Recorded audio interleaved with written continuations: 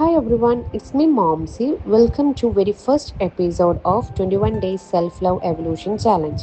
ഇന്ന് മെയ് 1 നമ്മളൊരു പുതിയൊരു ചാലഞ്ച് സ്റ്റാർട്ട് ചെയ്യുകയാണ്. ഇത് വെറും 21 ഡേയ്സിലെ വീഡിയോസ് മാത്രം നിങ്ങൾ കണ്ടുപോകലല്ല.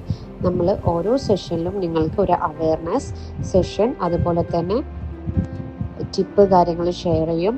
ആൻഡ് ആ ഒരു സെഷന് ആപ്റ്റായിട്ടുള്ള ടാസ്ക് കാര്യങ്ങൾ നിങ്ങൾക്ക് പ്രൊവൈഡ് ചെയ്യും. ഓക്കെ, ഇപ്പോൾ നമുക്ക് ഡയറക്റ്റായിട്ട് വീഡിയോയിലോട്ട് പോകാം.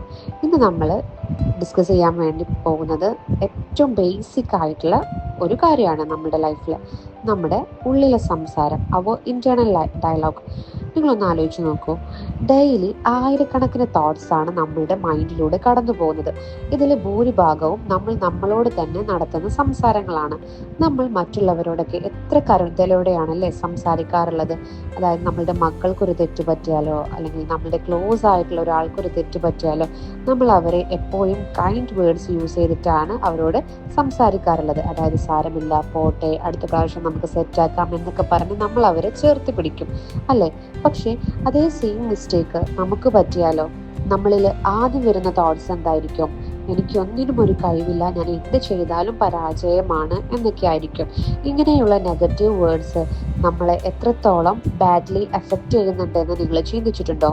നിങ്ങൾ ജസ്റ്റ് ഒന്ന് നിങ്ങൾ സംസാരിക്കുന്നത്, നിങ്ങൾക്ക് കൊടുക്കുന്ന മെസ്സേജസ് എന്തൊക്കെയാണെന്ന് ജസ്റ്റ് ഒന്ന് ശ്രദ്ധിച്ചു നോക്കുക. ശരിക്കും നമ്മൾ മറ്റൊരാൾ നമ്മളെ വിമർശിക്കുന്നതിനേക്കാൾ കൂടുതൽ നമ്മളെ തന്നെ വിമർശിക്കുകയും അതുപോലെ തന്നെ വേദനിപ്പിക്കുകയും ചെയ്യുന്നുണ്ട്.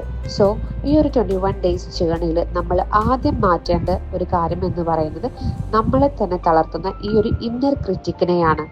സോ ഇന്നത്തെ ടിപ്പ് വളരെ ചെറുതാണ്, ദ ബെസ്റ്റ് ഫ്രണ്ട് റൂൾ. ഇത് നമ്മളുടെ ലൈഫിൽ നമ്മൾ ഇംപ്ലിമെൻറ്റ് ചെയ്താൽ നമ്മളുടെ റിസൾട്ട് എന്ന് പറയുന്നത് വളരെയധികം വലുതായിരിക്കും. ഓക്കെ, സോ ഇനി മുതൽ നിങ്ങളെ കുറിച്ചിട്ട് ഒരു മോശം തോട്ട്സ് നിങ്ങളുടെ മനസ്സിൽ വരുമ്പോൾ ആ ഒരു മൊമെൻറ്റിൽ തന്നെ നിങ്ങളത് സ്റ്റോപ്പ് ചെയ്യുക.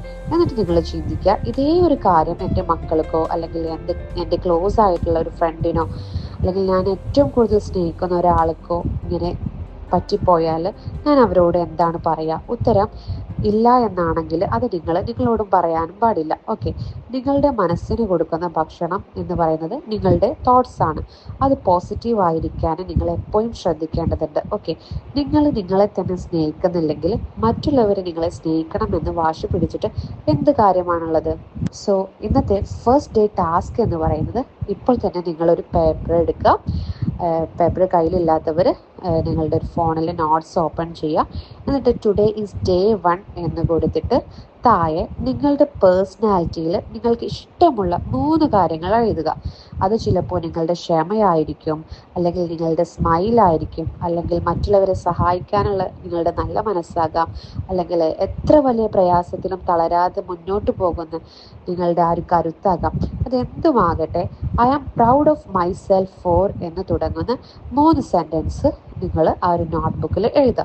ഓക്കെ, ഈ ഒരു ടാസ്ക് നിങ്ങൾ ചെയ്യുന്ന സമയത്ത് മേ ബി നിങ്ങൾക്ക് ഒരു സിമ്പിളായിട്ട് തോന്നാം.